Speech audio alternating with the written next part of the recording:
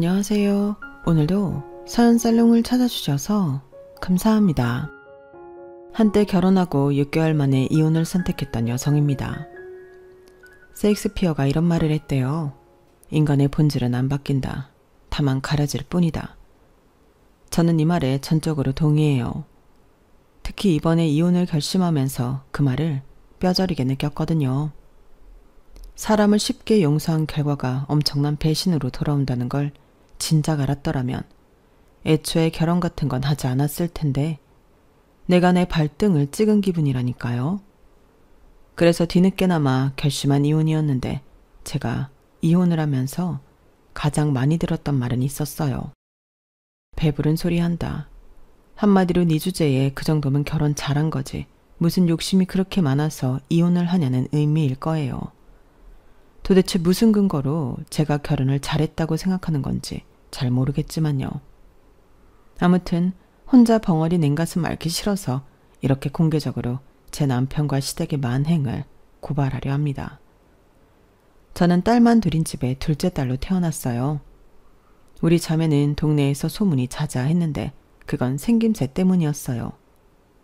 언니와 저는 1살 터울이 지는데도 생김새가 비슷하고 성격도 비슷해서 어릴 때부터 쌍둥이 같다는 소리를 많이 듣고 자랐거든요.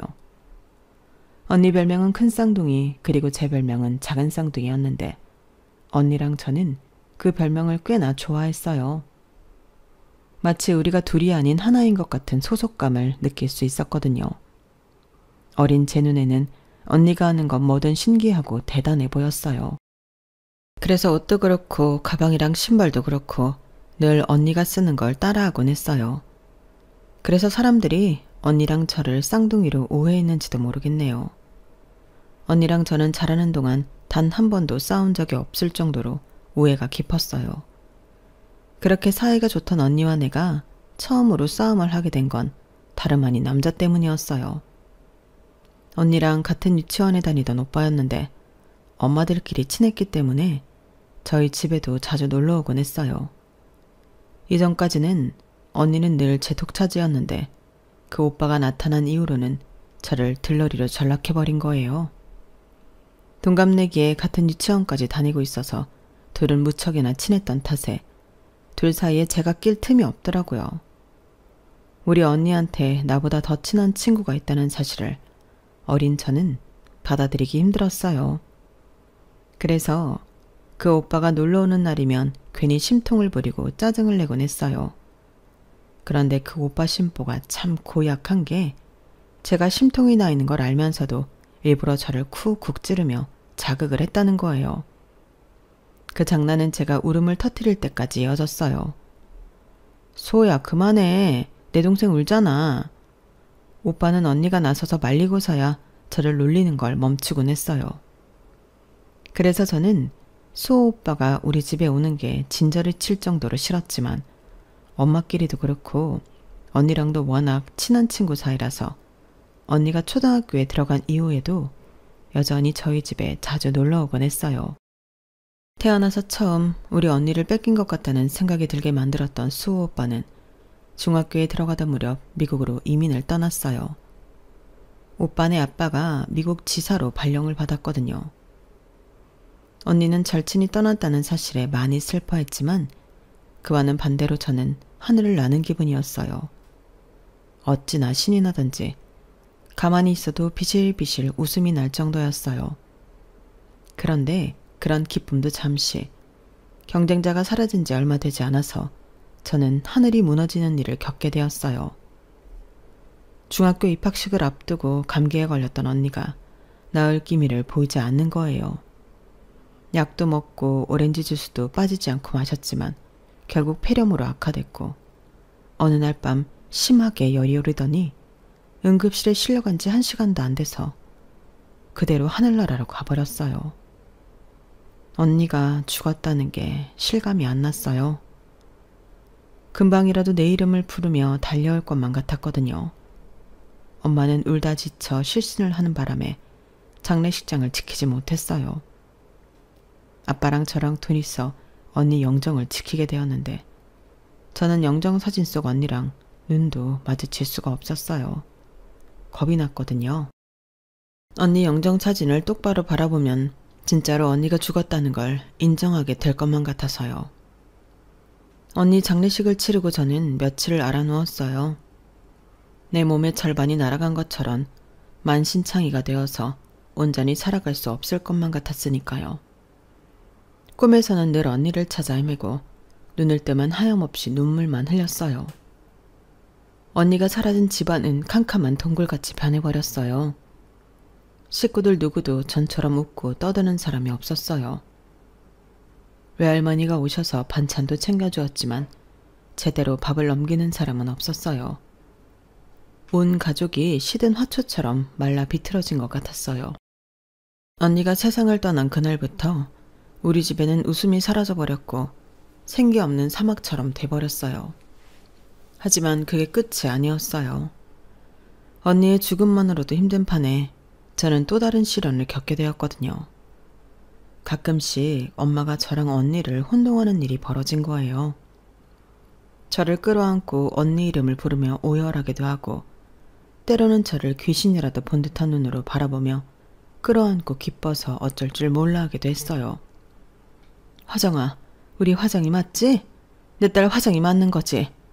엄마가 얼마나 보고 싶었는 줄 알아? 우리 화정이가 보고 싶어서 엄마가 미치는 줄 알았어. 저를 끌어안고 좋아서 어쩔 줄 몰라 하는 엄마를 보니까 내 가슴이 칼로 난도질 당하는 기분이었어요. 한참을 엄마 품에 안겨있던 저는 엄마의 기분을 해치기 싫어서 기어들어가는 목소리로 말을 했어요. 엄마, 나 수정이야. 그러자 엄마는 입가의 미소를 싹 지우고는 마치 제가 더러운 것이라도 되는 양 소스라치며 저를 밀어냈어요. 그리고는 싸늘한 표정으로 방으로 들어가 버리더라고요. 엄마 못지않게 그 상황이 당황스럽기만 했던 저는 엄마가 방으로 들어간 지 한참이 됐는데도 여전히 그 손길이 내 가슴팍에 남아있는 것 같았어요. 매정하고 싸늘한 그 느낌이요. 나는 아무 짓도 하지 않았는데 왜 내가 그런 대접을 받아야 하는 건지 이해도 안 가고 서운하고 서글픈 마음뿐이었어요. 그때 엄마한테 받은 상처는 수십 년이 흐른 지금까지도 제 마음속에 찌꺼기처럼 남아있어요. 문제는 엄마가 그 후로도 좀처럼 나아지지 않았다는 거예요. 부모는 자식이 죽으면 가슴에 묻는다고 하더니 엄마 가슴속에는 온통 언니뿐이었던가 봐요. 더 이상 아빠도 저도 보이지 않는 것 같았어요. 곁에 남은 가족은 외면하고 세상에 없는 언니만 찾아 헤매셨거든요. 결국 엄마의 이런 모습에 아빠는 엄마와 서서히 멀어졌어요.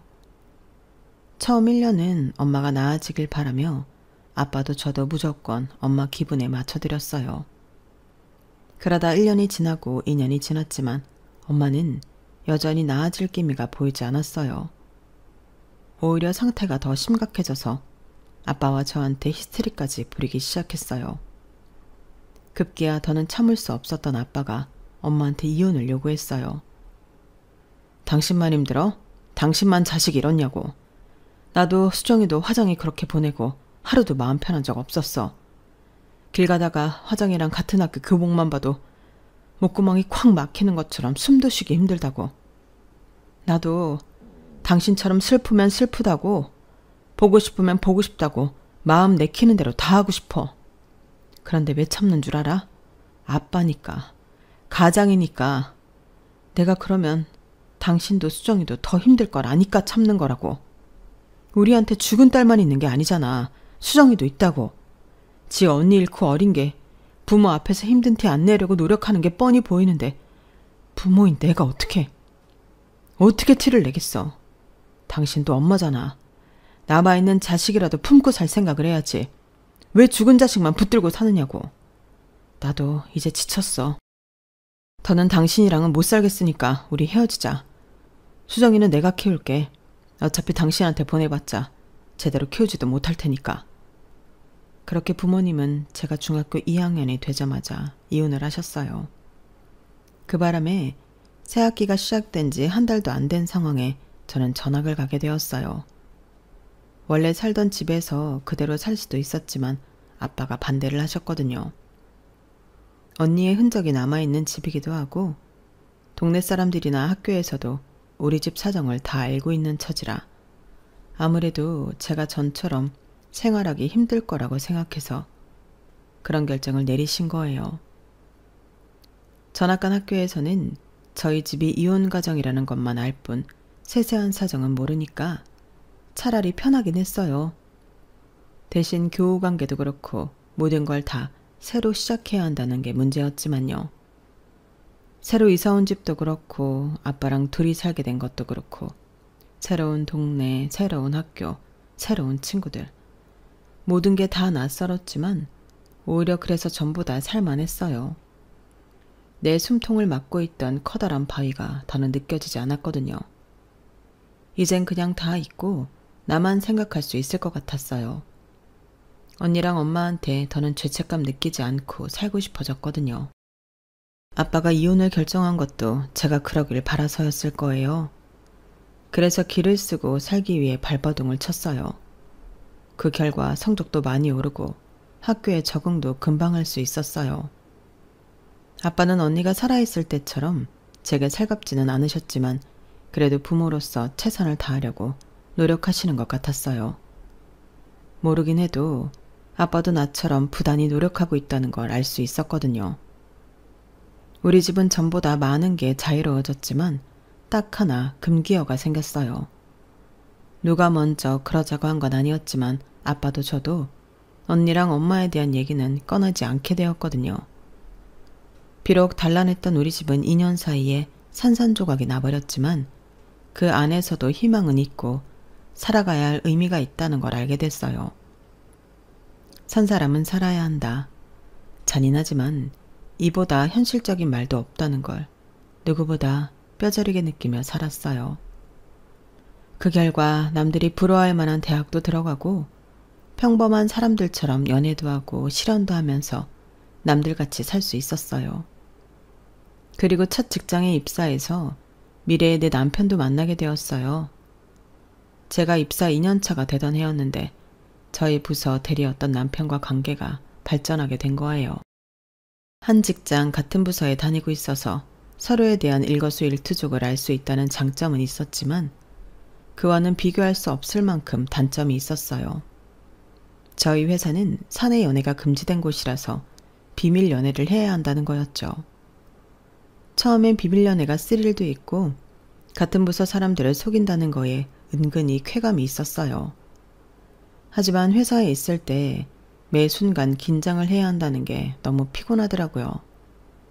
혹시라도 말 한마디 잘못해서 들키면 어쩌나 조마조마해서 어떻게든 남편이랑 어울리지 않으려고 노력했어요. 점심 먹을 때도 일부러 남편을 피하려고 혼자 사무실에서 샌드위치로 때우기도 하고 괜히 다른 부서 사람들이랑 어울려서 먹기도 하고 아무튼 하나하나 얼마나 신경 쓰이고 불편했나 몰라요. 근데 그러던 와중에 생각지도 못한 상황이 벌어진 거예요. 뭐? 임신? 확실한 거야? 테스터로 3번이나 확인했는데 전부 두 줄이었어. 내일 반차 내고 병원에 가보려고. 만나는 동안 결혼 얘기가 없었던 건 아니지만 그렇다고 진지하게 결혼 계획을 세웠던 것도 아니었어요. 그저 막연히 우리 결혼하면 저런 집에서 살까? 야외 결혼식도 괜찮지 않을까? 이런 정도의 대화가 고작이었으니까요. 그런 상황에 산부인과에서 임신 진단까지 나오자 남편도 저도 완전 패닉 상태에 빠졌어요. 당장 양가 부모님께 말씀드리는 것도 문제였지만 그보다 회사에 이 사실이 알려지면 분명 권고사직을 당할 게 뻔하다는 거였어요.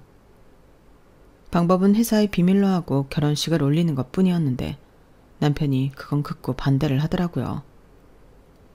결혼식 올리려면 휴가를 받아야 하는데 회사에는 뭐라고 하고 휴가를 받겠어? 역시 결혼식은 무리야. 차라리 결혼식은 애 낳고 나중에 하는 걸로 하는 게 나아.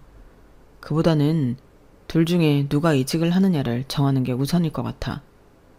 자기도 알다시피 내 연차에 이직을 하는 건 자리를 구하기도 쉽지 않고 이직을 한다 해도 메리트가 없어. 그래서 말인데 자기가 이직을 하면 안 될까? 대리직급은 티오도 많고 아무래도 회사에 적응하는 것도 훨씬 낫잖아. 남편 말이 틀린 건 아니지만 그래도 임신까지 한 채로 다른 회사로 이직을 하는 게 선뜻 내키진 않았어요. 현재 임신 4주차라서 몇 달 사람들 눈을 속일 수는 있겠지만 그래도 6개월 차를 넘어서면 더는 불러진 배를 가릴 수가 없기 때문에 감출래야 감출 수가 없거든요. 그러니 최대한 시간을 끈다 해도 5개월 남짓밖에는 안 된다는 소리였어요. 생각해보세요. 세상에 어느 회사가 새로 입사한 지 몇 달 만에 임신했다고 출산휴가 달라는 여직원을 반기겠어요. 하지만 남편이 저보다 직급도 높고 상대적으로 월급도 많아서 둘 중 하나가 직장을 포기한다면 그건 나여야 한다는 걸 알기에 제가 이직을 하기로 했어요. 이게 나중에 어떤 결과를 몰고 올지 알지 못한 채 말이죠. 새 직장에 미안하지만 결혼 예정이라거나 출산 예정이라는 건 비밀로 하고 출근을 시작했어요. 새 직장에 적응을 해야 했기 때문에 신경 쓸 일도 많고 임신으로 몸 상태가 엉망이 된 터라 하루하루가 버겁고 힘들었어요. 그래도 남편과의 결혼을 위해 그리고 앞으로 태어날 내 아이를 위해 참고 다녔어요. 임신 사실을 알고는 양가 부모님께 임신 소식을 알렸는데 양쪽 부모님의 반응은 정반대였어요. 저희 아빠는 황당해 하시기는 했지만 그래도 이미 애까지 가진 상황이니 결혼을 당연하게 받아들이신 것과는 달리 시댁은 의외의 반응을 보였어요. 임신했다고 해서 꼭 결혼할 필요가 있을까? 잘들 생각해보고 결정해.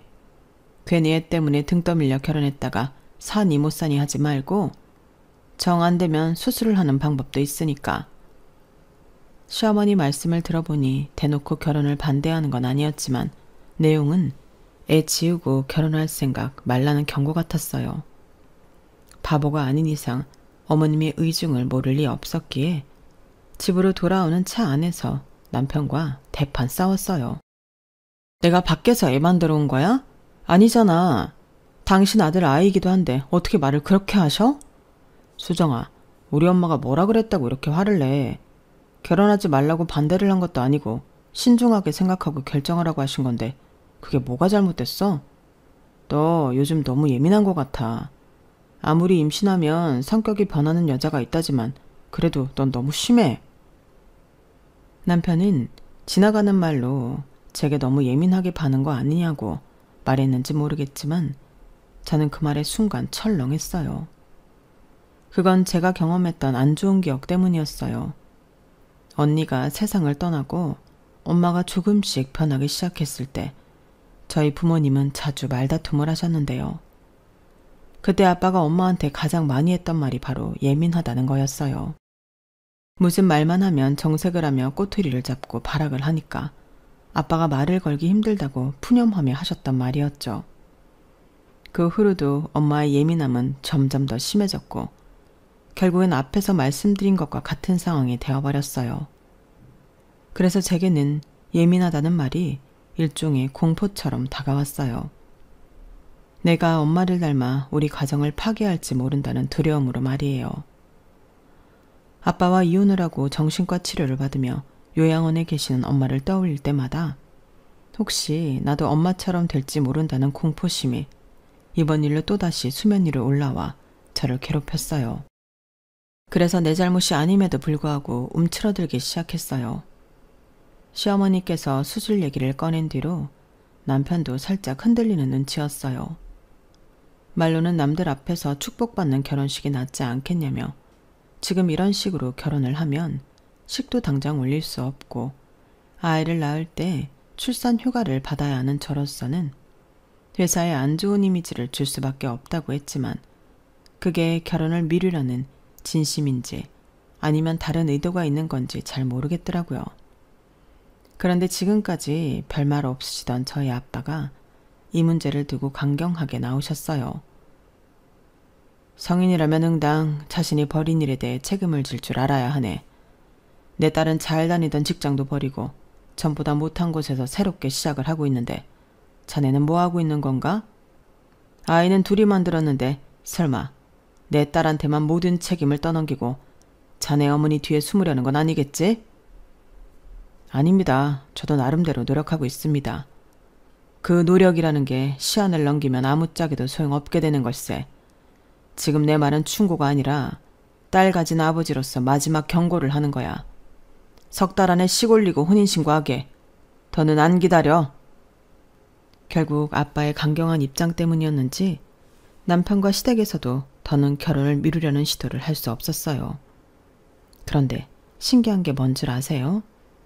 지난 한 달 동안 지지부진하던 예식장이며 신혼찍고 하는 문제들이 아빠의 경고 이후 일사천리로 해결됐다는 거예요.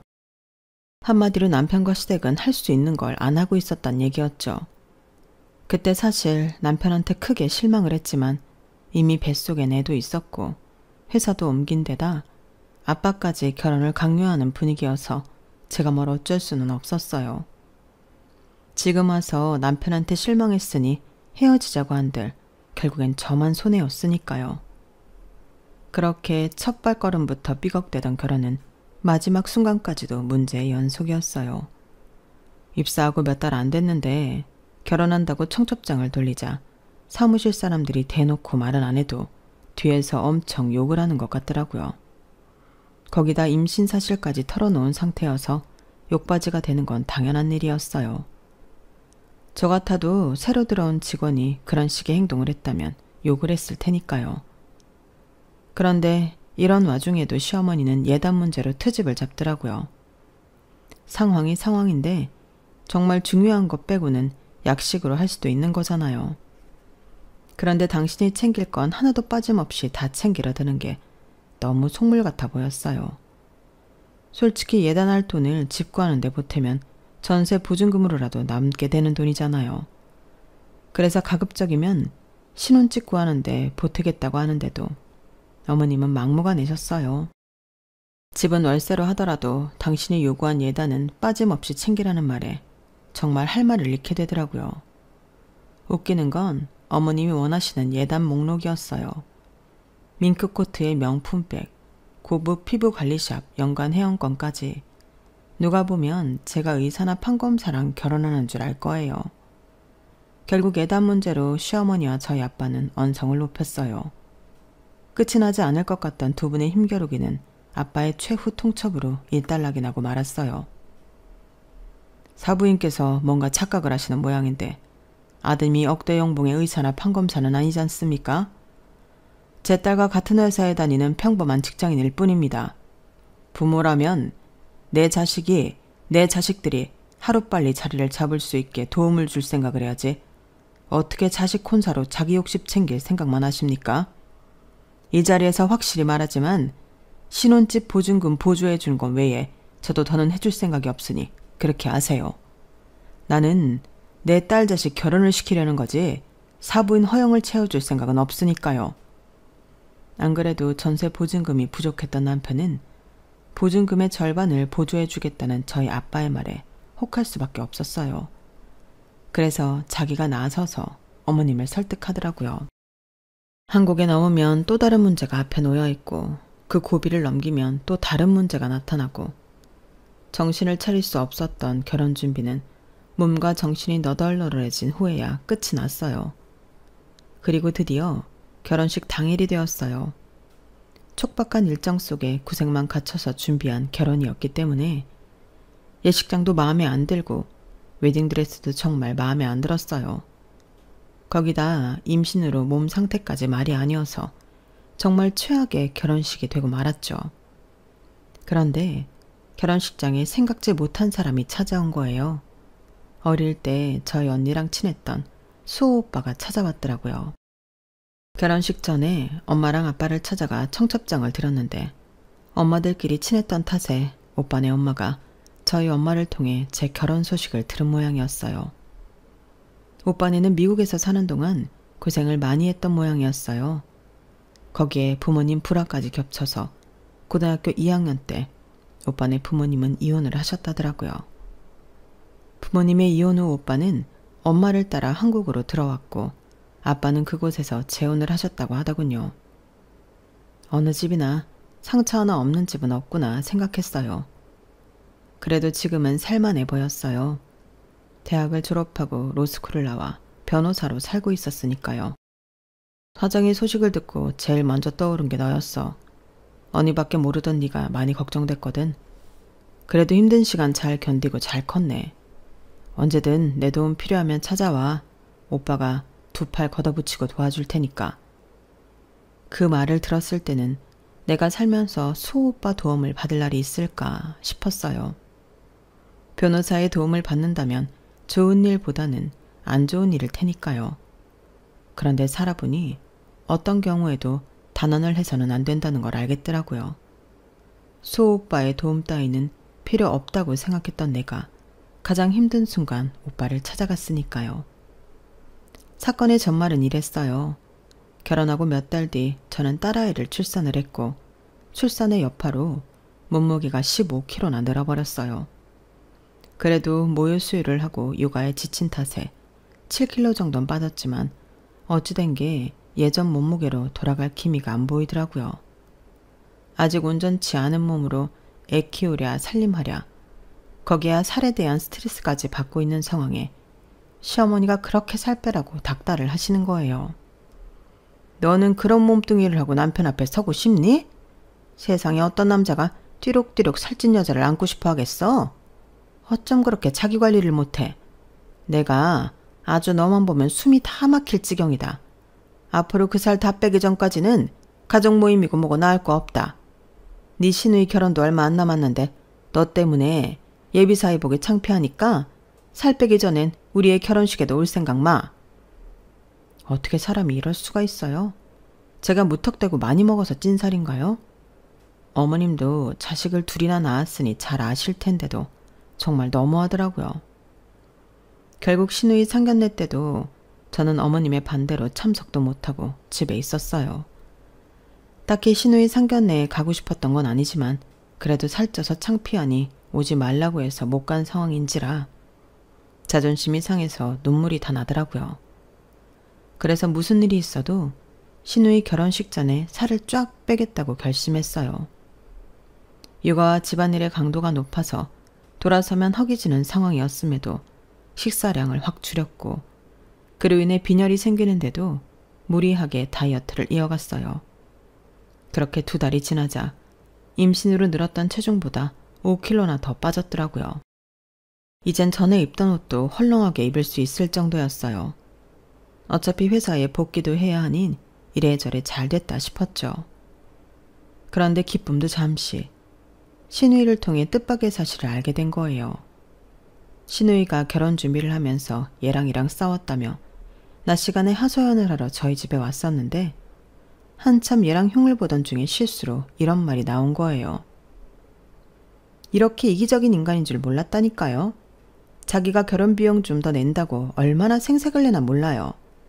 게다가 어제는 오랜만에 대창 먹으러 가서 뭐라는 줄 알아요?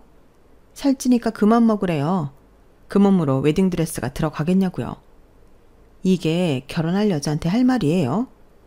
이놈의 인간 벌써부터 이러는 걸 보면 안 봐도 뻔해. 우리 오빠처럼 아내가 임신하면 살찐 여자 꼴 보기 싫다고 딴 여자랑 바람 피울 인간이라고요? 그 말에 시누이도 저도 순간 멈칫했어요.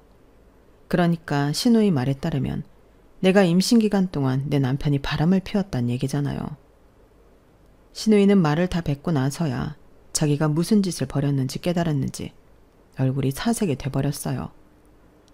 올케 언니, 그러니까 내 말은 그게 아니라 우리 오빠가 아니라 내가 아는 오빠가 그랬다는 거예요.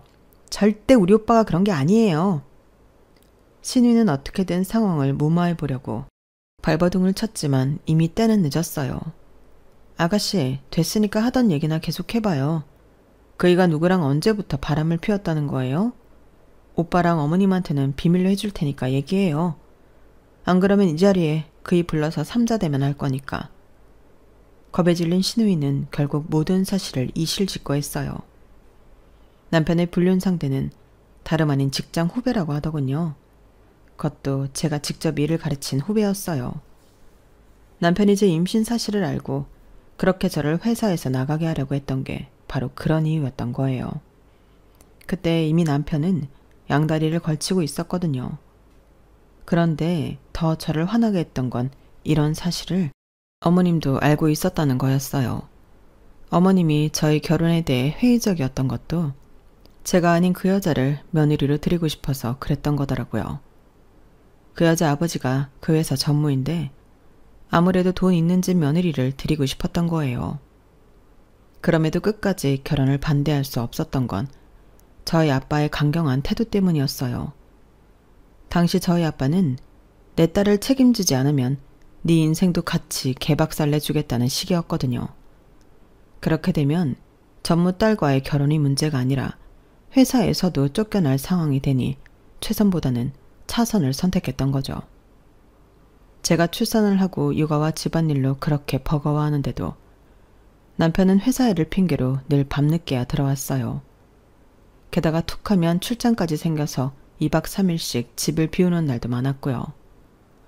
지금 와서 보니 그게 다 외도를 위해 개수작을 부린 것 같지만요. 올케 언니, 정말 오빠랑 엄마한테는 비밀로 해야 돼요. 안 그럼 저 죽어요. 그리고 기왕 이렇게 된 거 솔직하게 다 말할게요. 엄마가 언니 괴롭히는 거요. 그리고 오빠랑 이혼시키려고 그러는 거예요. 언니 내보내고 예림 언니를 며느리로 드리려고 하더라고요. 언니가 살 안 뺐으면 내 결혼식에도 언니 대신 예림이 언니가 참석하게 됐을 거예요.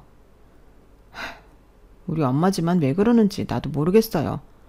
아니, 손녀딸까지 낳은 며느리가 버젓이 있는데 어떻게 그런 생각을 해요? 내가 엄마 딸이긴 하지만 정말 우리 엄마 같은 시어머니 만날까봐 무섭다니까요. 철없는 시누이 덕분에 아직 일어나지 않은 시어머니의 계획까지 알아버린 저는 이대로 가만히 있을 수가 없었어요. 앞으로도 어머님은 무슨 핑계를 대서라도 저를 내쫓으려고 할 게 뻔했으니까요. 가만히 앉아서 당하느니 선제 공격을 하는 게 낫겠다 생각했어요. 그래서 시누이가 돌아간 뒤 수호 오빠한테 전화했어요. 아무래도 이런 일엔 변호사만큼 상황 정리를 잘할 사람이 없다고 생각했거든요. 제 상황을 전해 들은 오빠는 저만큼이나 엄청 화를 내더라고요. 그래서 이혼할 결심은 선 거야? 일단 이혼을 할 건지 아닌지부터 결정해야 계획을 짤 수가 있어. 너 어떻게 할 거야? 설마 이런 놈이랑 같이 살 생각은 아닌 거지? 무슨 소리야. 난 이 인간 절대 용서 못해. 내가 받은 상처에 10배, 100배로 돌려주고 싶다고. 그렇게 저는 이혼을 전제로 남편에 대한 복수를 준비했어요. 먼저 남편이 출장을 떠났던 날과 남편의 카드 내역서를 비교해 그 인간이 그 시기에 서울에 있었다는 걸 밝혀냈고, 사무장님의 도움을 받아서 남편이 내연녀와 외도를 하는 사진을 모았어요. 그 밖에도 전 직장 동료들을 통해 두 사람의 스케줄을 체크하고 뒤를 밟기도 했고요. 제게 필요한 충분한 자료가 다 모이자 본격적으로 법적 소송에 돌입했어요. 생각 같아선 회사의 두 사람이 불륜을 저지른 걸 회사 사람들한테 떠벌리고 싶었지만 그렇게 되면 오히려 제가 가해자가 되어 법적 제재를 받게 되더라고요. 그래서 수호 오빠가 생각한 건 월급 차압이었어요. 남편과 상간녀 직장에 급여 채권을 압류하는 형식으로 두 사람이 불륜을 저질렀다는 걸 간접적으로 알린 셈이었죠. 그러자 금세 반응이 오더라고요. 상간녀의 아빠가 그 회사 전무라서 이런 사실이 귀에 들어가면 남편은 그 바닥에서 완전 아웃이거든요. 아주 발등에 불 떨어진 놈 마냥 회사 일도 내팽개치고 집으로 달려왔어요. 여보, 나 좀 살려줘. 내가 죽을 죄를 졌으니까 제발 압류 좀 풀어줘. 당신이 하라는 대로 뭐든 할 테니까 제발. 내가 왜? 넌 네 새끼가 뱃속에 있을 때부터 아무런 자책 없이 바람피운 놈인데 내가 왜 그런 개새끼를 위해서 기껏 돈 들여 압류해놓은 걸 풀어줘야 되는데? 싫어. 너나 그년이나 망실살 제대로 뻗칠 때까지 그대로 둘 거야. 전무님 아시면 아주 볼만하겠다. 애지중지하는 외동딸을 어디서 굴러먹던 개뼈다귀 같은 게 상간녀로 만들었으니 말이야. 아, 이참에 너랑 그년이랑 전무님까지 손잡고 퇴사하면 되겠네. 아내랑 자식 두고 바람핀 놈이랑 결혼한 사실을 알면서도 네 놈이랑 놀아난 년이랑 딸 자식 교육 잘못 시킨 전무님까지 아주 볼만하겠는걸? 난 목에 칼이 들어와도 압류 안 풀어줄 거니까 내 앞에 더러운 네 쌍판 들이밀지 마. 구역질 낼 것 같아. 아, 그리고 니네 엄마한테도 전해.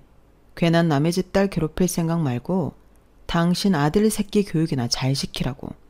어떻게 엄마가 돼서는 바람난 아들 불륜을 돕고 나서니? 그러다 당신 딸 인생 개박살나면 그땐 어쩌시려고. 너랑 니네 엄마 우리 아빠 앞에서 무릎 꿇고 빌지 않으면 나 네 여동생 결혼식장에 가서 전단지 뿌릴 거야. 너랑 니네 엄마가 나한테 한 짓들 사진까지 첨부해서 말이야. 혹시 법적 처벌 운운하면서 못 오게 할 생각이라면 일찌감치 집어치우셔. 나 너한테 위자료 받아서 그 벌금 내면 그만이거든. 그러니까 여기서 질척거리지 말고 당장 니네 엄마한테 가서 전하라고. 서슬이 퍼렇게 악을 쓰는 내 앞에서 질질 짜던 남편은 그 길로 본가로 달려갔어요. 그리고 다음날 남편과 시어머니는 저희 아빠를 찾아가 무릎을 꿇고 싹싹 빌었어요. 어떻게든 전무님 모르게 일을 처리할 생각에 아주 전자동 로봇처럼 빠릿빠릿하게 움직이더라고요. 정작 저는 압류를 풀어주겠다고 한 적이 없는데 말이죠. 저는 수호 오빠를 제 전담 변호사로 내세워서 이혼 소송을 진행했어요. 양육권과 친권을 모조리 뺏어오고 남편과 내언녀한테서 위자료도 따로 받았어요. 집을 구할 때 제가 냈던 절반의 위자료까지 포함해 결국엔 남편은 몸만 빼서 본가로 들어가게 되었어요. 그 와중에도 시어머니는 돈 많은 집 딸이랑 재혼시키면 된다는 헛된 꿈에 부풀어 있었던가 봐요. 아니, 전무님이 바본가요? 자기 딸 꼬셔서 바람 피운 것도 모자라 회사에 쪽팔리게 소문까지 다 나게 만든 놈을 사위로 받아들이게요. 게다가 가진 것도 없고 한번 갔다 온 이혼남을요?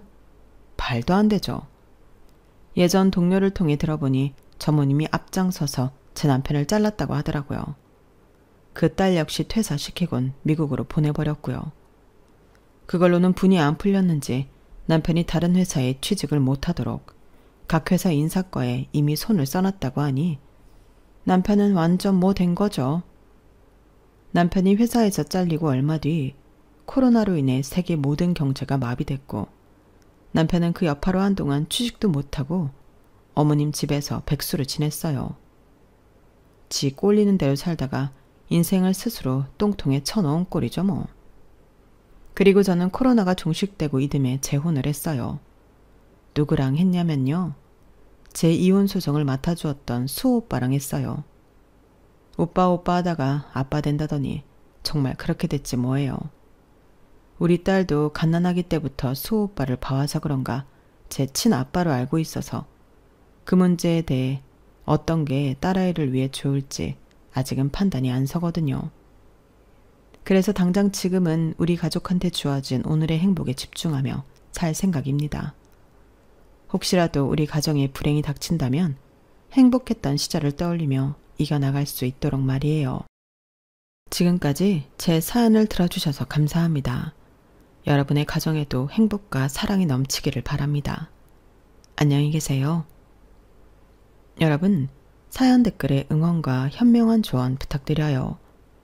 좋아요와 구독은 저에게 큰 힘이 됩니다. 오늘도 좋은 일 가득하세요.